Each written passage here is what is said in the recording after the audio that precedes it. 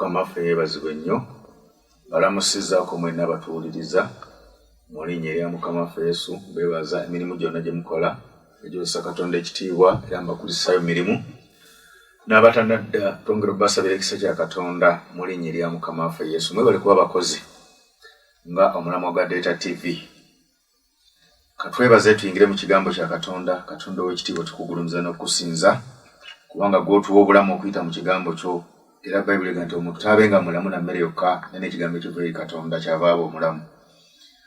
Tuzze olwaleero ng'era tukyali ku mulamwa gw'okuyitibwa kw'eggwanga Uganda n'enteekateeka ya Katonda ey'okulaba nga yeddiza okufuga ensi yonna ng'ajeemulula buli muntu yenna ng'akozesa enkola yonna esoboka okulaba nga buli muntu akyuka kubanga buli muntu ajeemulukuka okukyukira erinnya lya Katonda omulamu n'okuwa Katonda ekitiibwa. Olwaleero ate oli twayogera ku kwebaza nenjogera kwebaza okulongoosa oba okugyawo endagaano mu maaso awo nja kujja n'okwebaza kw'okusiima naye nkyusizaamuko katono olw'ensonga eno olw'okuba obwakabaka bwa Katonda ye gavumenti ya Katonda eba n'enteekateeka ez'enjawulo kati nja kwogera ku nteekateeka olw'egyo nja kwogerako nti Katonda olw'okweyaga nti alina okweddiza obufuzi bwonna ate alina okubaamu n'okulwana n'abantu abajeemu kati ensonga gyengenda okwogerako ya lutalo eri abajeemu mu maaso ga Katonda okulaba nga Katonda abakakkanya wansi enteekateeka egenda mu maaso buli nteekateeka tugibaleetera tubayigizaako ebisobola okutuyamba okuwonyezebwa okulaakulana oba okukola emirimu byonna tujja tubiyigiriza naye ate ne tuleeta oluusi n'enteekateeka ya lutalo lwa Katonda nga bw'ayagala okujeemulula abantu. Katonda alina enteekateeka eno era ntandikira mu kitabo ky'okubikkulirwa Essuula 17 olulunyi lwa 14 lugamba nti abo balirwana n'omwana gw'endiga alibawangula kubanga ye Mukama w'abaami era ye Kabaka w'abakabaka era n'abo abali wamu naye abayitibwa abalonde abeesigwa. Bayibuli egamba nti Katonda alina enteekateeka ng'amanyi nti abantu baateekateeka okumulwanyisa. Yamanya nti abantu buli kiseera buli mulembe abantu baba balwanyisa Kristo oba balwanyisa amazima. Ebiseera ebisinga abantu tetwagala mazima tetuba tulwanagana ne Katonda ge makulu ate nga ye yatutonda. Kati Katonda naye alina enteekateeka y'okubanga alwanyisa abantu okulaba nga abakakkanya wansi. Kyova olaba amawanga bw'oba ogagenderera agasinga gakubibwa emiyaga gakubibwa emizira bino na bino na bino naye naffe bannayuganda bye yayita ali wakati mu kutulwanaganya yamanye engeri gyagenda otulwanaganya nga bwe nabagamba mu Isaaya 19:3 nti ngenda kubalwanaganya. Kyova olaba bano analwanagana n'ono alwanagana n'ono kati buli omu Katonda amulwanaganya ate naye ne yeenyigiramu n'aleeta engeri gyagenda otulwanyisa okulaba nga tukkakkana era ngenda kwogera leero ku kyokulwanyisa. Naye nsoose n'ekitabo ky'Abakkolinso essuula ey'okubiri manya ekitabo ekyokubiri essuula ya 10 gatuti tinewankubadde nga tutambulira mubiri tetutwana kugobera mubiri kubanga ebyokulwanyisa by'entalo byaffe si bya mubiri naye by'amaanyi eri Katonda olw'okumenya ebigo nga tumenya empaka na buli kintu ekigulumivu kikulambazibwa okulwana n'okutegeera kwa Katonda nga tujeemula buli kirowoozo okuwulira ku Kristo. Bayibuli etuwa mu ssemateeka ono atuwa obuyinza okujja ebyokulwanyisa ebyatuweebwa okulaba nga tulumba abantu abalimu emyoyo gy'obujeemu okutuusa lwe bakkakkana wansi si kubalwanyisa nti bafe ne okulaba nga amaanyi ago ge bakozesa ebyo bye beesiga Katonda abikuba abiteeka wansi okulaba nga ebirowoozo bimukyukira. Kati bannayuganda okuwulira bakyaganye okulya Katonda kyabagamba kubanga nti twegatte tusonyiwagane tutabagane tukole omulimu gwa Katonda. Kyova bataddewo engeri y'okulwanagano buli kaseera ye kyagenderera okutuusa nga pulezidenti w'eggwanga ow'ekitiibwa agonze n'amuwulira n'agamba nja kukola endagaano ne Katonda tuweereze Katonda tutabagane ffenna bannayuganda. Bw'aba tawulira Katonda akyalina naye olutalo n'ow'ekitiibwa Bobi Wine naye bw'atyo buli ye Katonda tafuddeyo oba weesiga bazungu oba weesiga bantu ajja kubalwanyisa buli omu paka lw'anaamugonza. Ye pulaani yagye erina nteeketeeke okulaba nga atulwanyisa okulaba nga tutabagana ng'atulwanyisa okulaba nga tukkakkana n'abasumba bw'ati ajja kubalwanyisa buli omu ajja kubanga amulwanyisa ffenna ajja kubanga atulwanyisa okutuusa etunda tuka mu kigera Katonda kyayagala ye enteekateeka ye. Ye tafuddeyo oba weesiga bantu oba weesiga mmundu oba weesiga ssente enteekateeka ye akutulwanyisa kulaba nga ebirowoozo byaffe bijeemulukuka nga tumuwulira nga tumugondera ye enteekateeka. ngezeko mu Yeremiya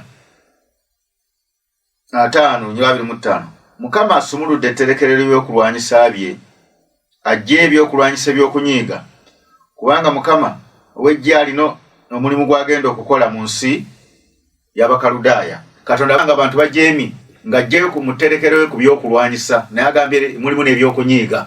Kati obudde buno basse bwengenda kubayigiza ate kyendeese olwaleero kyakulwanyisa era enteekateeka gye tulimu gye tusabira Katonda ate abeekengeri gy'ayungula abamalayika okwongera okuba abantu okubagonza okwongera okutabulatabula abantu okwongera okulemesa abantu okukola ebintu by'obujeemu. Era bw'obanga oli mujeemu ng'owulira ekigambo kino n'ojeema Katonda agenda kwolekera kubanga yenteekateeka kubanga kino kiri mu byawandiikibwa toyinza kikyusa ti alina okulaba ng'alwanyisa abantu okujeemula ebirowoozo byo. Gwe gy'onookoma okujeema n'embeera ye ejja okukoma okukwetooloola oba okukwaŋŋanga. Kati nkubira abalokole bwenna abasumba timuve mu bujeemu. Abakulembeze baffe baminisita muve mu bujeemu. Katonda abagamba kujeemuluka tukola emirimu gye ate olaba abakulu abamu bagenda wa paapa. Paapa talina kyagenda kubayamba naye talina kyakukola kuba naye mujeemu. Katonda amugamba kulokoka amugamba kwenenya kuba twabagamba nti yomu ebakulira ebisiyaga. Kati bwe tumala aba temuwulya kujeemulukuka nga Katonda aleeta embeera ng'abakuba ng'abongera ng'akuba buli ajeema gwakuba bwe njeema nga nanga nkuba.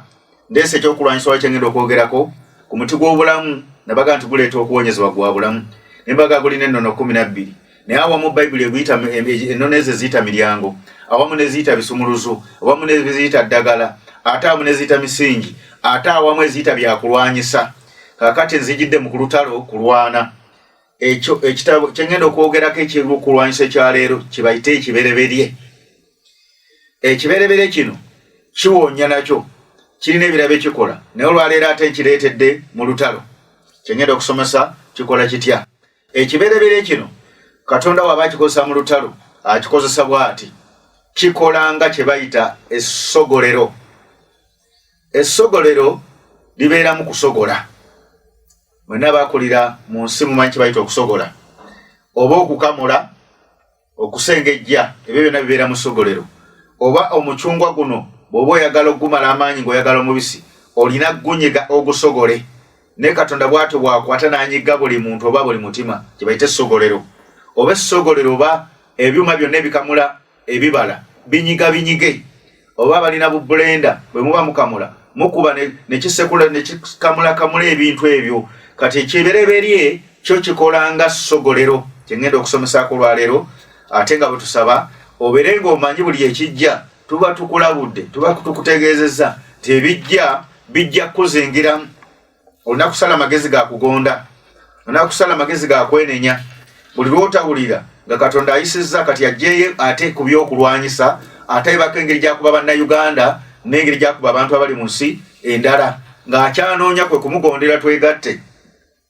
Olubereberye 3:9 lugamba nti osangamu ekitiibwa Mukama n'ebintu byeberebere ebyo n'ebintu byo n'ebibereberye ebyo byonna amawanika go bwe gatyo ganajjulanga ekyengera n'amasogolero go ganaayiikanga omwenge omuso. Kansooke njogere ku kigambo omwenge.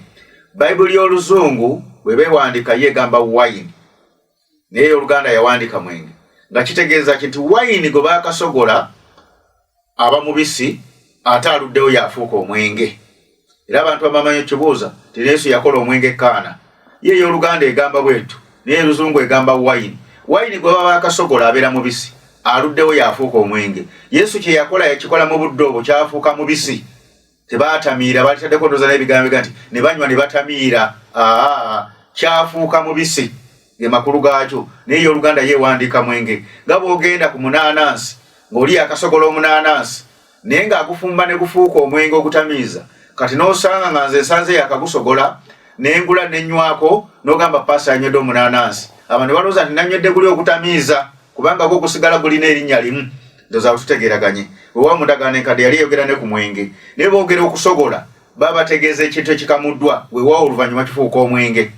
Bayibuli egambye nti tulina okussa mu Katonda ekitiibwa n'ebibereberye ate n'ebintu ebirala ti naye ekibereberye kino kyenzijjayo olwaleero nga sinnakiyigirizaako nkola ndala gye kikola kijjeyo ng'ekyokulwanyisa. Amaanyi ge kirina amaanyi agasogola ne kikamula ne kinyiga ne kinyigiriza bwe kiti ne bwe kiti. Era abantu abo mumanyi okuloota nga bagamba kuno omucungu ogwo baba gamba kibereberye oba gukamule baba gamba kibereberye oba oloota osogola baba bagamba kibereberye. Kirina amaanyi agakamula emitima emikakanyavu. Kyava agamba nti amasogolero tebategeeza amasogolero gali gokka.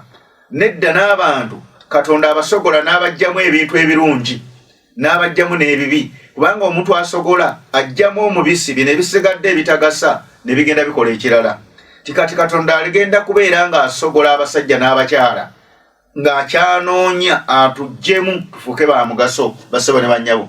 Kati embeera eno bwe kujjira tobuuza kirala kubanga ngambye nti Katonda agenda kusogola, naye ate bw'aba asogola tasogola na mirembe. Abantu mwenna abamanyi abantu asogola ekintu kyonna okukijjamu kyayagala, omanya ajja kinyigiriza okulaba nga ajjamu kyayagala. Kandeete ennyiriri ezisogola mugeere nga mumanya essaawa yonna Katonda waabakyalira okubasogola nga temuwulira ebiddirira byammwe. Soose n'ekitabo ky'Eyokubikkula essula 19 ate nzire mu ssula 14. Essula 19 esomesa bweti mu kitabo ky'Okubikkuliro. Era olunyiriri lwa 15 we ntandikira. Ne mukamwa ke ne muva ekitala eky'obwogi n'atema amawanga nakyo alibafuga n'omuggo ogw'ekyuma. Era alirinnya essogolero ly'omwenge gw'obusungu bw'obukambe bwa Katonda omuyinza w'ebintu byonna. Era alina ku kyambalo kye ku kisambi erinnya eriwandikiddwa kabaka w'abakabaka era mukama w'abaami. Ti Katonda alina enteekateeka ey'okulaba ng'asogola abantu n'obusungu, kubanga ye kabaka w'abakabaka. Nga kiki kyanoonya nti ow'ekitiibwa kabaka Mutebi, kabaka waffe awe Kristo ekitiibwa, ow'ekitiibwa kabaka w'ebunyolo oba omukama, ow'ekitiibwa ow'etoloba ye mukama, ow'ebunyolo ow'ebusoga n'awalala wonna, ne pulezidenti waffe ow'ekitiibwa, baminisita ab'ebitiibwa mu bitiibwa byabwe, bamemba ba palamenti mu bitiibwa byabwe, ab'ebibiina mu bitiibwa byabwe, n'owekitiibwa Bobi Wine mu bitiibwa kye, bawulire nga bakkiriza okukkiriza kabaka w'abakabaka amakulu nti agenda kusogola buli muntu. Abasumba bonna mu bitiibwa byabwe agenda kusogola buli muntu okulaba ng'amussizza wansi, kubanga abantu baganya okuwa ekitiibwa amazima. Kabaka w'abakabaka kitegeeza mazima ye Kristo. Bw'owulira amazima olina okugawa ekitiibwa, olina okugagondera, olina okukakana wansi okyuke. Buli w'onoogaana Katonda agenda kukusogola, kubanga twajjayo ekyokulwanyisa. Alwana naffe talwana na balala. Agambe nti bagenda kulwana n'omwana gw'endiga tebagenda guwangula. Tinaye n'abo abalina wamu naye kitegeeza nti Katonda alina amagye. Gavumenti yaffe ya Uganda erina amagye, nine gavumenti ya Katonda erina amagye. Gano amagye gakuba nsi yonna, tegana bwe gatakuba. Gasobola okukuba aga Uganda, gasobola okukuba aga Kenya, gasobola okukuba aga Russia, tegana bwe gataliza, kubanga go gafuga nsi yonna. Amagye ge tukolera muffe gafuga nsi yonna okulaba nga gagissa wansi. Kataka tugamba nti mujje ekyokulwanyisa nga tujjayo nga tuteekako nga tukuba. Era kino nabagamba nti omu ku musumba wa wano mu Uganda bamuyita Musumba Sserwadda, kino yakirootako tayinza kyegaana oba teyategera kivvuunula. N'aloota ng'alaba Yesu ng'alina amagye amatono nga galwana gakolera ku oda. Ekyo Mukama kyali ategeeza. Yali tategeeza nti ajja kuleeta abavubuka abato, yali ategeeza mulembe mupya gulimu abato n'abakulu, ye gayita amagye amato. Kyatendeka amagye gali galwana katajjayo nti mujjeyo emmundu nga gajjayo. Kati bassebo ne bannyabo twajjayo ate emmundu oba ebyokulwanyisa, twajjayo dda ennyonyi, twajjayo dda missiles, twajjayo dda zibbomu, twajjayo dda zitanka. Zimmamba zaavudde dda, mweteeketeeke, zigenda kubalumba mu nsi y'omwoyo. Mubeere nga mweteekateeka bassebo ne bannyabo okugonda. Genze mu ssula 14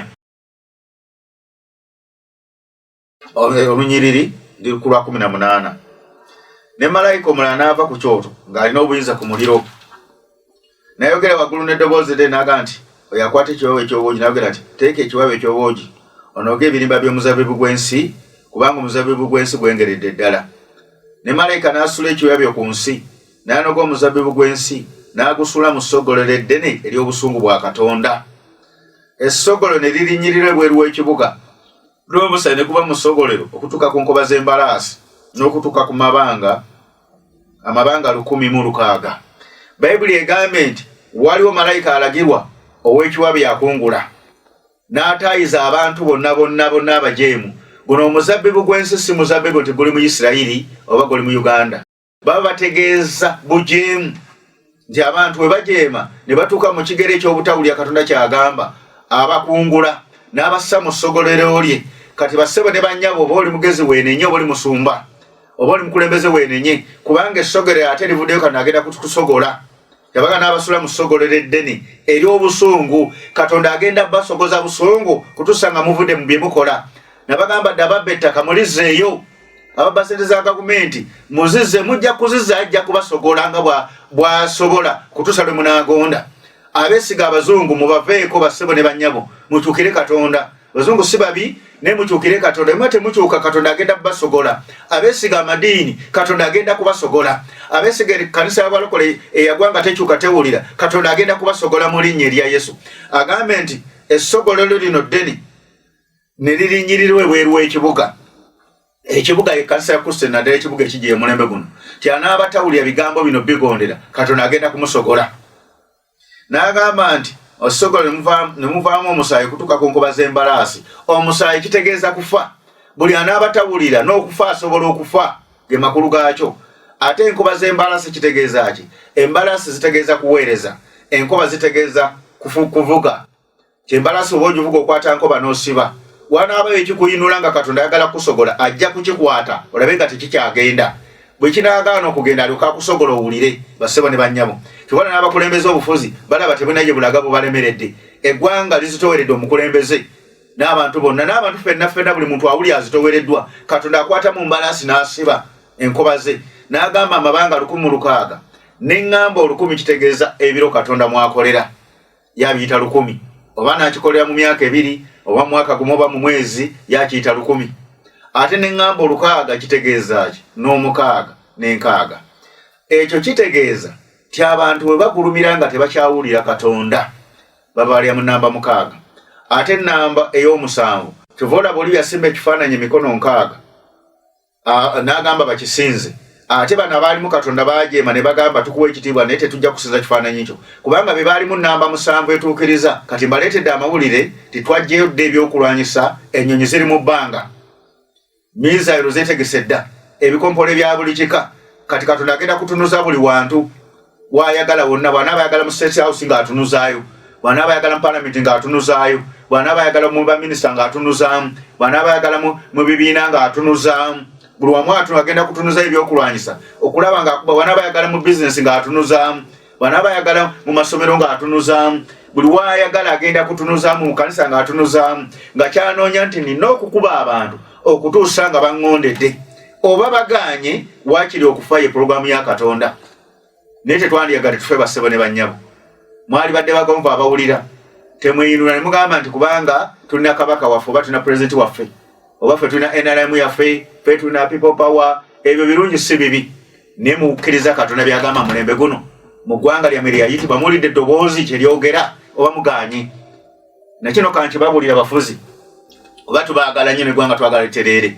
Pulezidenti waffe naga nti Katonda kyamuteereddewo ekisa, ayagala ategeere atereeze, yenenyaga nti saliddewo dakola ebya Katonda. So n'akulira ekibiina kya people power, naye Katonda amugamba yenenye awulye ebigambo bino ebigambibwa Katonda byagamba. Naye abo bwe bagaana, Katonda ayinza n'okugolokosayo enkya omuntu atamanyiddwa n'afubutuka eyo oba wansi mu magye n'awamba eggwanga ate n'alitwala mu maaso. Era Katonda bw'anaafuna omuntu bw'atyo asobola omuteekateeka ng'amawanga maleba gawamba nga yagamba nti nze enjiri njiwulira, naye Mukama kompa ekisa nkola naawe endagaano, bano abantu n'obampa ngenda kuli omusajja ebigambo mugamba mujja kukolanga ebintu bikyuse, mujja kwewuunya. Oyinza okwekanga nga noono tafunye, nga noono aviiriddemu awo. Bassebo ne bannyabo, twali badde tukyuka bassebo ne bannyabo. Buli kibiina ne kiwuliriza enjiri y'omulembe ogusembayo, buli kanisa neewuliza enjiri y'omulembe ogusembayo, buli muntu n'awulira n'agonda, kubanga ebyokulwanyisa byo weebiri bikuba, bigenda kukuba. Twabisumuludde dda, Bayibuli weegambye. Kati nina okubalabula nga bukyali, muleme kukubibwa, ebintu byammwe kukubibwa, mirimu gyammwe kukubibwa, bintu byammwe buli kimu kukubibwa, mubenga mwekwasa, amawulire mubenga mugafunye bassebo ne bannyabo. Mukama abampera omukisa ng'obaako gw'otegeeza temuvaawo nkomawo.